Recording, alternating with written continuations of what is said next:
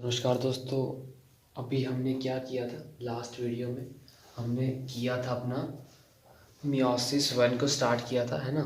Meiosis one में मैंने आपको बताया था पहले स्टार्टिंग में कि मियोसिस वन और मियोसिस टू, फिर हमने उसका डिफरेंस किया था, है ना।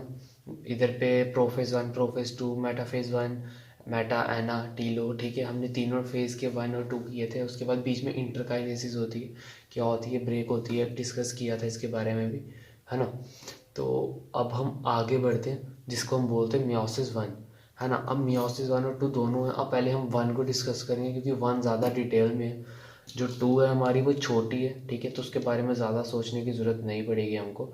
वो बिल्कुल माइटोसिस की तरह ये जो मियोसिस टू है। ओके, तो अब हम आगे देखते हैं कि करना क्या है। बेसिकली मियोसिस वन जो होती है उसे हम बोलते हैं रिडक्शनल डिवीज़न, जो मैंने आपको पिछली क्लास में भी बताया था। ओके, तो आगे इसके बाद टाइप्स आते हैं इसके, ठीक है। जैसे मैंने आपको बताया prophase one, prophase one, metaphase one, anaphase one and telophase one. Okay, तो अब जैसे मियोसिस टू में आएगा prophase two, metaphase two, anaphase two, telophase two. तो यहाँ पर क्या होगा, प्रोफेज भी आगे सब डिवाइडेड है। मेटाफेज में भी प्रोफेज होती थी पर वो आगे डिवाइड नहीं होती थी, पर इधर की प्रोफेज आगे डिवाइड होती है, वो भी बहुत ज़्यादा टाइप्स में, ठीक है। तो उसका पहला टाइप क्या आता है? पहला आता है लेप्टोटीन। ओके, पहला आता है लेप्टोटीन। अब पहले प्रोफेज के बारे में कुछ डिस्कस कर लेते हैं। ओके, अब प्रोफेज क्या होती है? एक इलेबोरेट स्टेज है, मैंने आपको बताया बहुत लंबी है, प्रोलॉन्ग्ड, कॉम्प्लेक्स, डिफ़िकल्ट है, फर्दर डिवाइडेड इनटू। अब ये प्रोफेज आगे डिवाइडेड होती है लैप्टोटीन वगैरह में, जो मैं आपको बताने लगा लैप्टोटीन। अब लैप्टोटीन को हम क्या बोलते हैं? बाइक्वेंट स्टेज। क्या बोलते हैं? बाइक्वेंट स्टेज। और अब हम बात करेंगे कि बाइक्वेंट स्टेज का मतलब हुआ क्या। मैंने यहाँ पर इसका मतलब लिखा हुआ है, तो चलिए इसे पढ़ते हैं। क्या लिखा है? Ends of all chromosomes are directed towards one side and are attached to the nuclear membrane by the attachment plate. ठीक है, जो क्रोमोसोम्स होते हैं हमारे क्रोमोसोम्स, ओके, तो क्रोमोसोम्स के जो एंड्स होते हैं, पहले मैं क्रोमोसोम बना लेता हूँ और आपको स्क्रीन पे भी दिख रहा होगा ये वाला। ओके, मैंने अपने नोट्स की फ़ोटो स्क्रीन पर डाल दी है, स्क्रीन पे देख लो, लिखा हुआ है मैंने बाइक्वेंट स्टेज की डेफिनेशन। तो जो अब मैंने इधर क्या बोला कि क्रोमोसोम्स, एंड्स ऑफ क्रोमोसोम्स, ये एंड्स हैं जो क्रोमोसोम के, ठीक है। ये क्या होते हैं? Are directed towards one side, ठीक है, आर डायरेक्टेड टूवर्ड्स एक साइड, एक साइड की तरफ सारी डायरेक्ट हो जाएंगे, मतलब एक साइड की तरफ सारी पोजीशनिंग मारेंगे। And attach to the nuclear membrane by the attachment plate. अब ये हमारा न्यूक्लियस है और ये जो बाहर वाली हो गई ये न्यूक्लियर मेम्ब्रेन हो गई। अब ये सारे क्रोमोसोम्स न्यूक्लियर मेम्ब्रेन के साथ अटैच होते हैं और सारे एक साइड हो जाते हैं, ठीक है, और डायरेक्टेड टूवर्ड्स वन साइड। सारे एक साइड हो जाएंगे और सारे इधर न्यूक्लियर मेम्ब्रेन के आसपास चिपक जाएंगे, attached to the nuclear membrane by attachment plate. और इसको क्या बोलेंगे? अटैचमेंट की जगह को अटैचमेंट प्लेट, जिससे अटैच हो रहे हैं। ओके, ये चीज़ आपको समझ आ गई होगी होपफुली। तो आगे बात करते हैं। आगे हमारा, अब इसकी डेफिनेशन लिख लेते हैं लैप्टोटीन की। लैप्टोटीन में बेसिकली होता क्या है, ठीक है, तो इसके बारे में भी हम बात कर लेते हैं। तो गाइस ये देखिए, अब नेक्स्ट पॉइंट मैंने क्या लिखा है यहाँ पर, मैंने बोला कंडेंसेशन।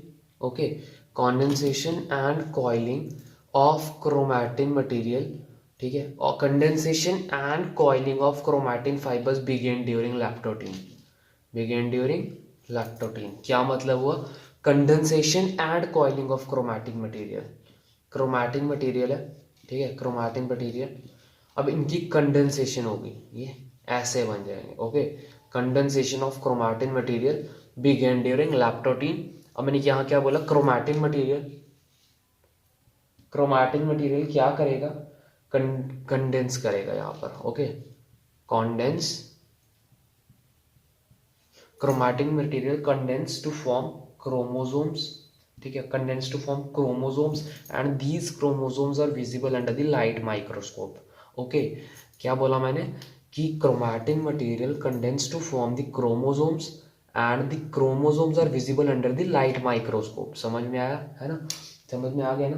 तो ये पॉइंट मैंने आपको बताया कि यहाँ पर क्या होगा, क्रोमैटिन मटेरियल कंडेंस होगा, कॉइल होगा, ठीक है। उसके बाद यहाँ पे मैंने बोला condensation and coiling of chromatin fibers begin during leptotene, and then chromatin material जो था अपना वो क्या करेगा, कंडेंस करेगा to form chromosomes, and then that chromosomes are visible under the light microscope.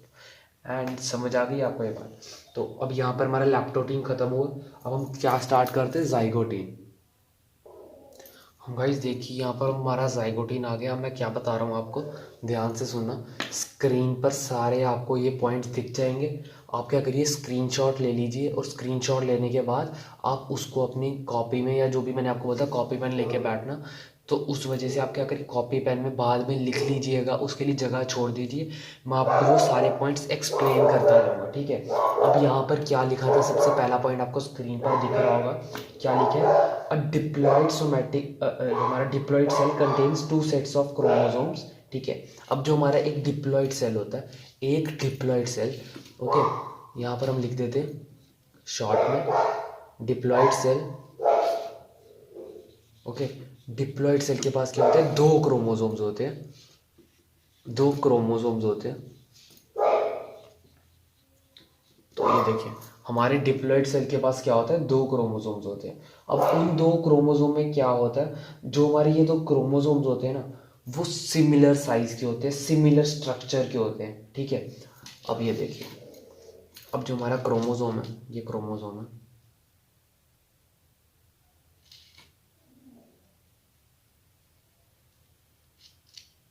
देखिए अगर एक क्रोमोसोम ऐसा, ठीक है, ये क्रोमोसोम ये रहा हमारा, और दूसरा क्रोमोसोम ये रहा,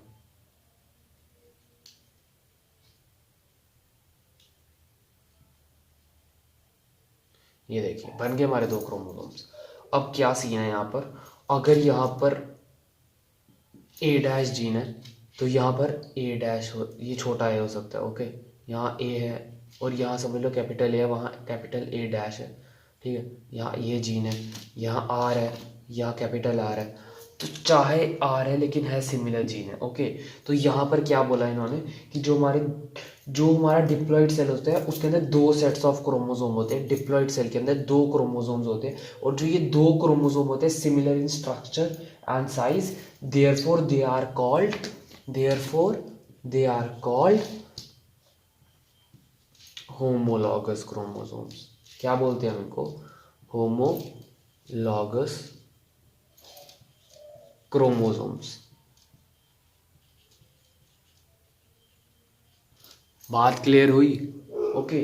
तो हम इनको क्या बोलते हैं, होमोलॉगस क्रोमोसोम्स। अब आगे बात करते हैं, ठीक है। One of the homologous chromosome is paternal and other is maternal, okay. क्या बोला इन्होंने, एक क्रोमोसोम क्या होगा, अगर समझ लीजिए ये क्या है, पैटर्नल, तो ये क्या होगा, मैटर्नल, ओके। ये क्या होगा, मैटर्नल होगा, समझे। तो अब ये बात आपको समझ आ गई है, लेकिन अब मैं आपको बता देता हूँ एक चीज़ और, कि पैटर्नल का मतलब क्या हुआ और मैटर्नल का मतलब क्या हुआ, है ना। ये पैटर्नल, ये मैटर्नल। पैटर्नल का मतलब हुआ फादर वाली side, okay, that is father, and that is mother, okay. तो ये छोटी छोटी चीज़ें थी। अब आगे नेक्स्ट पॉइंट की बात करते हैं, जाइगोटीन में क्या होगा, ठीक है। जाइगोटीन में क्या होगा, जो ये होमोलॉगस क्रोमोसोम्स हैं वो क्या करेंगे, वो एक साथ प्रिपरेशन स्टार्ट कर देंगे। क्या करेंगे, एक साथ प्रिपरेशन स्टार्ट कर देंगे, ठीक है। जो ये होमोलॉगस क्रोमोसोम है ये क्या करेंगे, they come side by side in the pairs, and this pairing is known as, अब देखिए, अब मैं बताऊं आपको यहाँ पर बेसिकली होगा क्या, आपको ऐसे छोटी बात में समझ नहीं आएगा। जो हमारा, अगर मैं यहाँ पर सेल ले लूँ, ओके, ये मैं यहाँ पर सेल ले लूँ, यहाँ होगा क्या, जो सिमिलर टाइप्स ऑफ क्रोमोसोम्स है ना, जैसे अगर समझ लीजिए ये ऐसा, ये ऐसा, ओके, और एक ऐसा, ठीक है। फिर यहाँ पर एक ऐसा है, ठीक है, एक ऐसा है, ठीक है, एक ऐसा समझ लीजिए, ओके। तो यहाँ पर क्या होगा, सेम इसका दूसरा पेयर जो होगा, मैं इसको इस हिसाब से बनाता हूँ, जो ये है इस हिसाब से हो जाएगा। ओके, इसका वाला 2 सेकेंड। स्टार्टिंग में मैं बताता हूँ आपको बेसिकली क्या होगा। स्टार्टिंग में जो एक ये और ये वाला इसका जो पेयर होगा वो दूर कहीं पड़ा होगा। जैसे ये था वो ये सिमिलर है, अब इससे ये सिमिलर है ऐसे। अब इस वाले से इस हिसाब का बनाते हैं। ओके, अब ये वाला जो है उसके लिए हम यहाँ कहीं बना देते हैं, यहाँ। तो ये अभी सारे दूर दूर फैले हुए हैं। ओके, अभी ये सारे दूर दूर फैले हुए हैं। अब इसके बाद क्या होगा सेम प्रोसेस में, यहाँ पर जो ये सारे क्रोमोसोम है वो एक साथ आ जाएंगे। क्या करेंगे, सारे क्रोमोसोम जो सिमिलर है वो एक साथ पेयर होने लग जाएंगे। जैसे जो ये सारे ऐसे हो जाएंगे। ओके, जो ये लंबे वाले थे ऐसे वाला, ठीक है, ये और ये साथ हो जाएगा। एंड ये वाला ये साथ हो जाएगा। उसके बाद जो ये वाला था, ये वाला और ये वाला ये साथ हो जाएंगे। समझे? तो जाइगोटीन में क्या होगा, जो क्रोमोसोम है वो पेयर्स बनाने लग जाएंगे। यहाँ पर पेयरिंग होगी और इस पेयरिंग को क्या बोलते हैं, इस पेयरिंग को हम बोलते हैं साइनैप्सिस। ठीक है, साइनैप्सिस। हम इस पेयरिंग को क्या बोलते हैं, साइनेप्सिस। तो जाइगोटीन में बेसिकली क्या हुआ, जाइगोटीन में 2 क्रोमोसोम्स होते हैं जो सिमिलर होते हैं, उनको बोलते हैं होमोलॉगस क्रोमोसोम। एक पैटर्नल होता है, एक फादर से आता है और एक मदर से आता है। एंड क्या होगा, ये पेयरिंग बनाना स्टार्ट कर देंगे। पहले सारे फैले हुए होंगे, उसके बाद सिमिलर वाला स्ट्रक्चर, जैसे ये सिमिलर, ये सिमिलर है, ये सिमिलर है, ये सिमिलर है, ये सारे एक साथ अलग अलग हो जाएंगे, दूर दूर हो जाएंगे। समझे? तो ये चीज़ होगी यहाँ पर। उसके बाद क्या होगा, the complex formed by a pair of synapsed chromosome is called bivalent। अब समझिए, the complex formed by a pair of synapsed chromosome. अब ये क्या हो गए हैं, ये अगर समझ लीजिए मैं इस पेयर को लेके चलूँ, ये क्रोमोसोम साइनैप्स हो चुके हैं, इन क्रोमोसोम में साइनैप्सिस हो चुका है। तो अब ये क्या करेंगे, कॉम्प्लेक्स फॉर्म करेंगे। कॉम्प्लेक्स मतलब टाइटली पैक हो जाएंगे, थोड़ी चिपक जाएंगे आपस में। उस चिपकाव की वजह से क्या बोलेंगे इनको, हम इनको बोलेंगे बाइवेलेंट। क्या बोलेंगे, बाइवेलेंट। ओके, हम इन्हें बोलेंगे बाइवेलेंट क्रोमोसोम्स। ठीक है, अब आगे बात करते हैं जो इलेक्ट्रॉन माइक्रोस्कोपिक स्टडीज हैं। ठीक है, वो क्या करती है, इस स्टेज में इलेक्ट्रॉन माइक्रोस्कोपिक स्टडी की सबसे पहले हमने। ठीक है, उसके बाद क्या हमको पता चला, जो ये स्ट्रक्चर पूरा फॉर्म होता है ना, ये पूरा स्ट्रक्चर हम इसको क्या बोलते हैं, साइनेप्टोनिमल कॉम्प्लेक्स। ठीक है, अब मैं इसको लिख के बताता हूँ, जैसे आपको स्क्रीन पे दिख ही रहा होगा। Electron microscopic studies of this stage shows the chromosomal synapses is accompanied by a structure called synaptonymal complex, which is thought to stabilize the 2 homologous chromosome till the crossing over is completed। यहां पर एक structure होगा साइनेप्टोनिमल complex. ये देखिए, अगर ये यहाँ पर एक केमिकल लाइक स्ट्रक्चर होता है, ये इस हिसाब से होता है, साइनेप्टोनिमल कॉम्प्लेक्स बोलते हैं इसे। ठीक है, वो इसके बीच में रहता है, ऐसा होता है वो, हर एक के बीच में होगा, यहाँ पर भी होगा। ओके, प्रोटीन का स्ट्रक्चर होता है साइनेप्टोनिमल कॉम्प्लेक्स। ठीक है, जब हमने इलेक्ट्रॉन माइक्रोस्कोपिक स्टडी की, मतलब इलेक्ट्रॉन से इसको देखा, इस पूरी कंप्लीट स्ट्रक्चर को हमने इलेक्ट्रॉन माइक्रोस्कोप से देखा, तो हमें क्या पता लगा कि इन होमोलॉगस साइनैप्स्ड क्रोमोसोम के अंदर क्या होता है, एक प्रोटीन का कॉम्प्लेक्स प्रेजेंट होता है, हमें जिसे क्या बोलते हैं, साइनेप्टोनिमल कॉम्प्लेक्स। और ये कॉम्प्लेक्स क्या करने में मदद करता है, जो ये होमोलॉगस क्रोमोसोम्स है ना, दोनों वाले, एक ये और एक ये, इन दोनों क्रोमोसोम को बाइंड करके रखता है। बाइंड करके कब तक, जब तक इनका क्रॉसिंग ओवर नहीं होता। अब क्रॉसिंग ओवर पता है आपको कैसा होता है, मैं आपको दिखाता हूँ। ये देखिए, इस वाले की एग्जांपल लेके चलते हैं। जैसे ये ऐसे है, ओके, ये क्रोमोसोम ऐसा है इसका, और दूसरा वाला ऐसे है। ओके, तो आपको ये चीज़ समझाऊँ मैं, इनमें क्रॉसिंग ओवर कैसा होता है, माइटोसिस नहीं पढ़ रहे हैं, मियोसिस पढ़ रहे हैं, ध्यान रखना। अब ये देखिए, इसमें क्या होगा क्रॉसिंग ओवर के टाइम, ये और ये आर्म का इंटरचेंज होगा। ये आर्म,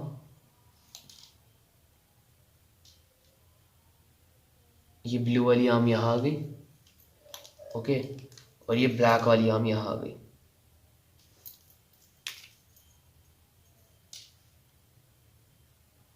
ये देखिए, दिख रहा है, ये ब्लैक आर्म है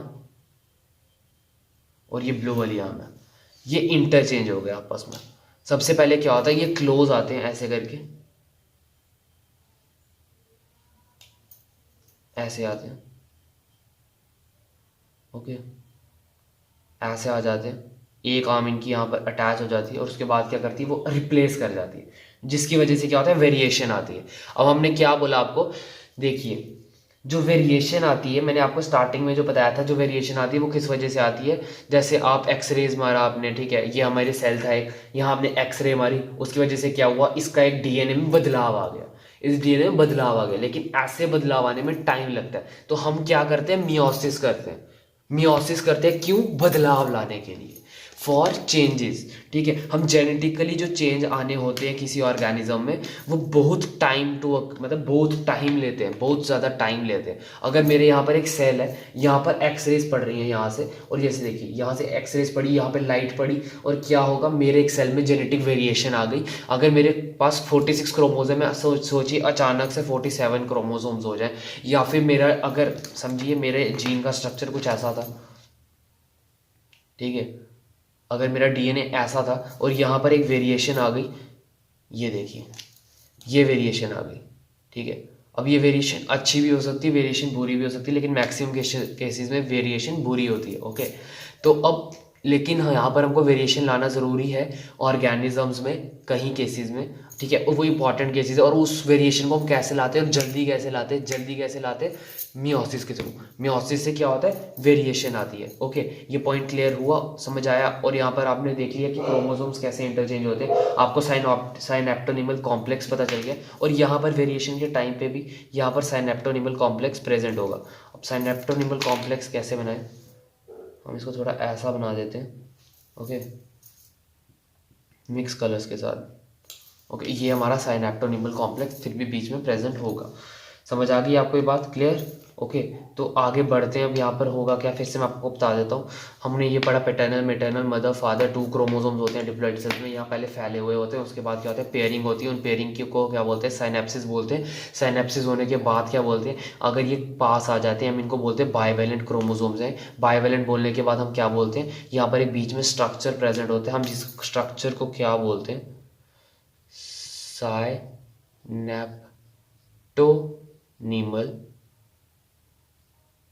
कॉम्प्लेक्स। हम इस स्ट्रक्चर को क्या बोलते हैं, साइनेप्टोनिमल कॉम्प्लेक्स। ये बात क्लियर हो गई, अगर हो गई लाइक ठोक दो, आगे बढ़ो और वीडियो आगे से पढ़ते हैं हम। तो ये देखिए, अब हम नेक्स्ट पे आ गए, अपने पैकेटिन बोलते हैं। हमने लैप्टोटीन पढ़ लिया, जिसे हम बाइक्वेंट स्टेज बोलते थे, जाइगोटीन पढ़ लिया, ठीक है। अब हम कहाँ आ गए, हम आ गए पैकेटिन पे। पैकेटिन पे चलो आगे बढ़ते हैं। अब बात करें हम अपने पैकेटिन की, पैकेटिन में होता क्या बेसिकली, जो हमने अपने पढ़े साइनैप्स क्रोमोसोम्स होते हैं हमारे, ठीक है, जो हमारे साइनैप्स क्रोमोसोम्स होते हैं, जो आपस में चिपक गए होते हैं, ठीक है। साइनैप्स क्रोमोसोम में क्या बोला मैंने, जो सिमिलर होते हैं, वो पेयर बना देते हैं, उन्हें हम बोलते हैं साइनैप्स क्रोमोसोम। जो हमारे साइनैप्स क्रोमोसोम है वो क्या होगा, थिक होने लग जाएंगे। अब जैसे समझिए, हमने पिछली बार एग्जाम्पल ली जो अभी, ठीक है, हमने एग्जाम्पल ली, कुछ इस प्रकार की एग्जाम्पल ली थी हमने, ओके। स्टार्टिंग में क्या हुआ, ये 2 पास है, ओके। अब यहाँ पर क्या होगा, ये थिक होने लग जाएंगे और छोटे होने लग जाएंगे, ये इस हिसाब से बन जाएंगे। ये देखिए,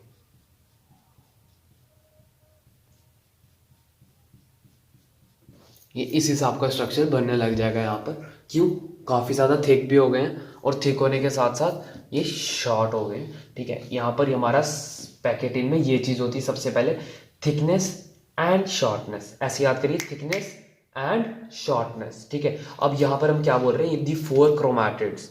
एक क्रोमैटिड आ गया हमारा, ये क्रोमैटिड आ गया, एक क्रोमैटिड ये था, ठीक है, एक क्रोमैटिड ये, जो ये अलग हो गए बीच में। उसके बाद हम ऐसे बनाते हैं एक और, ओके। अब ये डिस्टिंक्ट मतलब दिखने लग गए, दूर से अलग अलग दिख रहे हैं। ओके, ये अलग अलग हो गए, दूर से दिख रहे हैं। हम इसे क्या बोलेंगे कि द फोर क्रोमैटिड्स, हम क्या बोलेंगे, the four chromatids, 1 2 3 and 4, the four chromatids became distinct and clearly appear as, हम इसे क्या बोलते हैं, जब ये अकेले अकेले दिखने लग जाते हैं, हम इसे बोलते हैं टेट्रॉइड, हम इसे बोलते हैं tetrad. And what is the meaning of tetrad, what is the meaning of tetra, okay, what is the meaning of tetra, tetra means four, so here the tetroid meaning is 4, okay, ठीक है। the four chromatids which are becoming distinct are appearing like 1 chromatid, 2 chromatid, 3 and 4, that is why we gave it a term that is tetroid, ठीक है। and what is that tetra meaning, tetra means 4, therefore there are 4 chromatids of 2 chromosomes which are becoming distinct, ठीक है, they are appearing distinct, ठीक है। अब यहाँ पर हम क्या बोलेंगे कि एक ही क्रोमोसोम के the chromatids of same chromosomes, ठीक है, the chromatids of same chromosomes, हम क्या बोलते हैं उनको, सिस्टर क्रोमैटिड्स, ठीक है, we call them sister chromatids. अब यहां पर क्या होगा, the chromatids of same chromosomes, the chromatid of same chromosomes,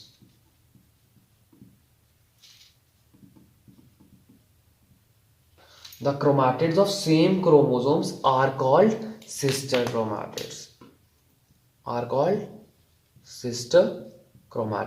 fine, are called sister chromatids, fine, let me move further, ठीक है। the two chromatids of the two different homologous chromosomes are called non-sister chromatids. What I mean by this statement, if I took this one and this one, these two, agree, okay, when I take these two structures, what I say them, they are homologous chromosomes, first of all these both are homologous chromosomes, fine, ठीक है। अगर ये दोनों homologous chromosomes है तो फिर क्या होगा, होमोलॉगस क्रोमोसोम्स है तो दोनों क्रोमोसोम का एक एक क्रोमैटिड, पहले हमने क्या किया, एक ही क्रोमोसोम के दोनों क्रोमैटिड लिए, first of all we took same chromatids, ठीक है, of same chromosome 2 chromatids, same chromosome के 2 क्रोमैटिड लिए, लेकिन इस बार हमने क्या किया, homologous chromosome, we took homologous chromosomes and the chromatids of 2 homologous chromosomes, the chromatid of 2 different chromosomes हमने लिए, और इन्हें हम क्या बोलेंगे, नॉन सिस्टर क्रोमैटिड्स, ठीक है, हम क्या बोलेंगे, नॉन सिस्टर, हम यहां पर बोलेंगे नॉन सिस्टर, ठीक है, हम यहां पर क्या बोलेंगे, non sister chromatids, clear, okay, ये बात क्लियर हो गई यहाँ पर। अब आगे हम क्या बोलेंगे, जो हमारा जेनेटिक मटेरियल होता है वो exchange between the non sister chromatids of homologous chromosome known as crossing over, जो मैंने आपको समझाया कि यहाँ पर अगर ऐसा है, ओके, दूसरे को ब्लू कलर से बना लेते हैं,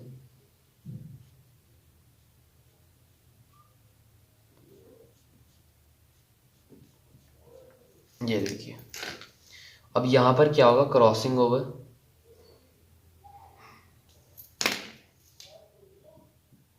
ये देखिए,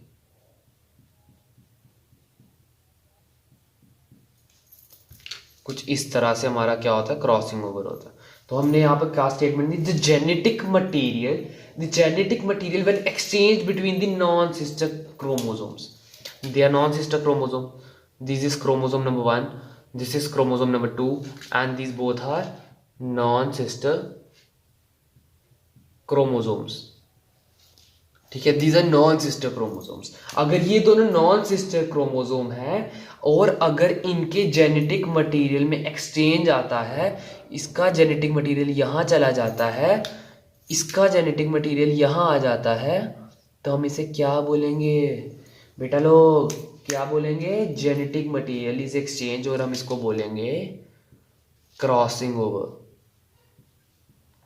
क्या बोलेंगे, क्रॉसिंग ओवर, ठीक है ना, समझ आई। ओके, हम इसे बोलेंगे क्रॉसिंग ओवर। अब क्या बोलेंगे, क्रॉसिंग ओवर से क्या होता है, the crossing over leads to the recombination of the segments of non sister chromosome. Segments of non sister chromosomes, segments of, ये देखिए ये ब्लू था, ये ब्लैक हो गया, सेगमेंट्स, सेगमेंट्स, ये क्या चीज हुई, ये चीज हुई हमारी सेगमेंट। ओके, ये होगी segment, the segments of non sister chromosomes crossing over leads to the crossing over leads to the recombination of segments of non-sister chromatids of non-sister chromatids of homologous chromosomes take place by the breakage and the attachment of chromatid segment। सबसे पहले ये देखिए, फिर से दिखाता हूं, थोड़ा clear करने दो इसको। सबसे पहले ये ब्रेक करेगा, इसका ये पार्ट और इसका ये पार्ट ब्रेक कर गया। अब ब्रेक करने के बाद क्या होगा, जैसे ये ब्रेक करके दोनों टूट गए तो ये पार्ट क्या करेगा, ये बोलेगा भैया अब मैं उधर चला जाता हूँ, तो इधर आ जा, मैं अपनी जगह लग लग के बोर हो गया हूँ, तो इधर आ जा, मैं ना इधर आ जाता हूँ, ठीक है। ये बोलेगा इसको मैं इधर आ जाता हूँ, तो यहाँ पर क्या हुआ, ब्लैक एंड ब्लू, और यहाँ पर क्या हुआ, blue and black, simple. Okay, समझ आ गई ये बात आपको। यहाँ पर क्या बोला मैंने कि crossing over leads to the recombination of segments of non sister chromatids. ये एक क्रोमोसोम के क्रोमैटिड को क्या बोलेंगे हम, sister chromatids. Non sister chromatids किसको बोलेंगे, अगर दूर अलग अलग क्रोमोसोम के क्रोमैटिड्स हैं उनको नॉन सिस्टर क्रोमैटिड्स बोलेंगे, ठीक है। Of homologous chromosome takes place by the breakage and then attachment of the chromatid segments. समझ आ गई, ठीक है। मैंने आपको सारी चीजें यहाँ पर क्लियर कर दी। आगे हम बात करते हैं रिकॉम्बिनेशन नोड्यूल क्या होता है। Recombination nodule is form eight the site of Chrome, ठीक है। The recombination nodule is formed at the site of crossing over, ठीक है। Recombination is done by recombinase enzyme. अब ये देखिए यहाँ पर, अब मेरे पास और कलर का मार्कर तो है नहीं, अभी यहाँ पर आपको यहाँ पर ऐसे करके दिखा देता हूँ, क्लियर। ये देखिए यहाँ पर क्रॉसिंग ओवर की साइड पे एक एंजाइम प्रेजेंट होता है जिसे हम बोलते हैं रिकॉम्बिनेशन एंजाइम, और वो क्या करता है, रिकॉम्बिनेशन नोड्यूल बना देता है। यहाँ पर नोड्यूल क्या होती है, हाँ ये देखिए अलग कलर बन गया, ये देखिए यहाँ पर, ओके। ये चीज देखिए, इसे हम बोलते हैं, what do we say it? We say it recombination nodule,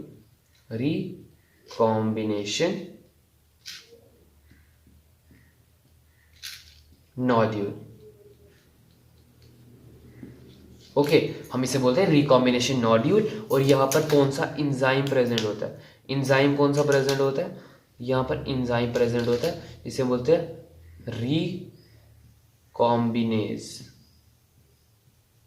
हम उसे बोलते हैं रिकॉम्बिनेज, ठीक है। क्या बोलते हैं बच्चा लोग, रिकॉम्बिनेज एंजाइम बोलते हैं इसको, रिकॉम्बिनेशन नोड्यूल होती है ये, ठीक है।